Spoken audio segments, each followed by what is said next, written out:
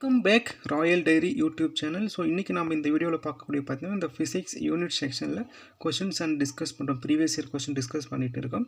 அதில் பாருங்கள், இந்த ஃபார்சஸ் இஸ் ஏ யூனிட் ஆஃப், ஓகேவா? ஸோ ஃபார்சஸ் இஸ் எதோடைய யூனிட்னு கேட்குறாங்க. இதுவும் பார்த்தீங்கன்னா டைரக்ட் கொஷின் தான், இதுவும் வந்து இன்டைரக்ட் கிடையாது. இதுவும் டெக்ஸ்ட் புக்கில் வந்து டைரக்ட் கொஷினாகவே இருக்குது. ஸோ இதுக்கு வந்து ஆன்சர் உங்களுக்கு தெரிஞ்சிச்சுன்னா நீங்கள் கமெண்ட் பண்ணுங்கள், இல்லைனா ஆன்சர் நான் வந்து எக்ஸ்பிளைன் பண்ணுறேன். ஏன்னா எல்லாருமே நம்ம வந்து ஃபிசிக்ஸ் ஸ்டூடெண்ட்டாக இருந்துட்டு ரொம்ப மிஸ்டேக் பண்ணுறது என்னன்னா, ரொம்ப பேசிக் கான்செப்ட் தான் வந்து ரொம்ப நம்ம மிஸ்டேக் பண்ணிட்டு இருக்கோம்.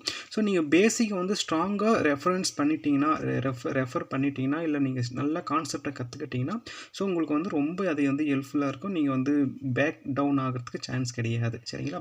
ஸோ ஒவ்வொரு ஆஸ்பிரியண்ட்டுமே நீங்கள் வந்து இது நல்ல கான்செப்டை வந்து பேசிக்காக நல்லா நீங்கள் ஃபவுண்டேஷனாக ஸ்ட்ராங் ஆகிட்டீங்கன்னா ஸோ எல்லாமே எக்ஸாமும் உங்களுக்கு ஃபிசிக்ஸ் ஓரியன்டட் ரொம்ப ஈஸியாக இருக்கும். ஓகே, இந்த கொஸ்டின் பாருங்கள், இந்த ஃபார்சஸ் is a unit of length, சரிங்களா? ஸோ லென்த்தோடைய யூனிட் வந்து நம்ம நிறைய விதமாக நம்ம வந்து சொல்லுவோம், சரிங்களா? அந்த மீட்டரில் சொல்லுவோம், இல்லை கிலோமீட்டரில் சொல்லுவோம், இல்லை லைட் இயரில் கூட நம்ம வந்து மென்ஷன் பண்ணுவோம். ஸோ அதில் வரக்கூடிய ஒரு யூனிட் வந்து தான் லென்த்து, சரிங்களா? லென்த்தோடைய யூனிட் தான் அந்த ஃபார்சஸ் என்று சொல்கிறது, சரிங்களா? ஸோ ஏன்னா இது ஓகேவா, இது வரைக்கும் உங்களுக்கு இது வந்து யூனிட் அண்ட் குவான்டிட்டி அண்ட் யூனிட்டோடைய கொஸ்டின்லேருந்து இது டேரெக்டாக கொஸ்டின் கேட்டிருக்காங்க, சரி? ஓகே, ஸோ இதை தாண்டி ஆப்ஷனில் கொடுத்துருக்காங்க இல்லையா, மீதி இருக்கக்கூடிய ஆப்ஷனுக்கான யூனிட் என்னன்றது நீங்கள் தெரிஞ்சுக்கலாம், சரிங்களா?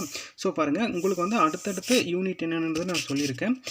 குவான்டிட்டி அண்ட் யூனிட் ஆஸ்கலரேஷனை பொறுத்த வரைக்கும் மீட்டர் பெர் செகண்ட் ஸ்கொயர்னு சொல்லுவோம். மீட்டர் டிவைடட் பை செகண்ட் ஸ்கொயர்னு சொல்லியிருக்காங்க இல்லையா? ஸோ இதை உங்களுக்கு மாற்றி கேட்டாங்கன்னா மீட்டர் செகண்ட் இன்வர்ஸ் -2ன்னு கூட உங்களுக்கு கேட்குறதுக்கு சான்ஸ் அதிகமாக இருக்குது. ஸோ இப்படியும் அவங்க வந்து கேட்கலாம், சரிங்களா?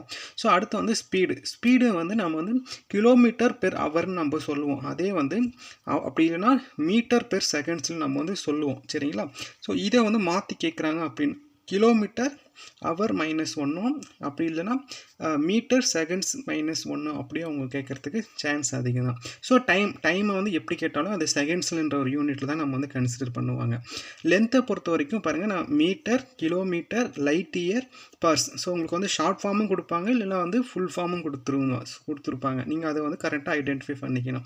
ஸோ அதர் இம்பார்ட்டன்ஸ்னு சொல்லி பார்த்தீங்கன்னா இந்த டீட்டெயில்ஸ், இந்த கொஸ்டினை பொறுத்த வரைக்கும் அதர் இம்பார்ட்டன்ஸ் பார்த்தீங்கன்னா இந்த 1 லைட் இயர் 1 பார்ஸ் இயர், இதுதான் வந்து ரொம்ப முக்கியம். ஸோ இதை வந்து ரிப்பீட்டடாகவும் கேட்டுட்டு இருக்காங்க.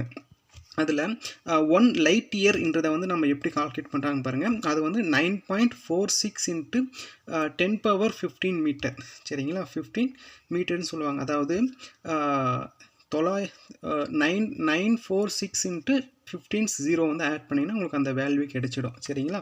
ஸோ அதுக்கப்புறம் பாருங்கள், இந்த 1 பார்ட்ஸ் இயர்ன்றது வந்து 3.6 லைட் இயர், ஓகேவா? 1 லைட் இயரோடைய 3.26 லைட் இயர் தான் வந்து 1 பார்ட்ஸ் இயர். ஸோ இந்த கான்செப்டையும் நீங்கள் வந்து ஸ்டடி பண்ணும்போது நீங்கள் இந்த நோட்ஸ் எடுத்துட்டிங்கன்னா உங்களுக்கு வந்து ரொம்ப யூஸ்ஃபுல்லாக இருக்கும், சரிங்களா? ஸோ மோர் தென் டவுட் இருந்துச்சுன்னா நீங்கள் கமெண்ட்ஸ் சொல்லுங்கள், நம்ம ஃபர்தராக டிஸ்கஸ் பண்ணலாம். தேங்க்யூ.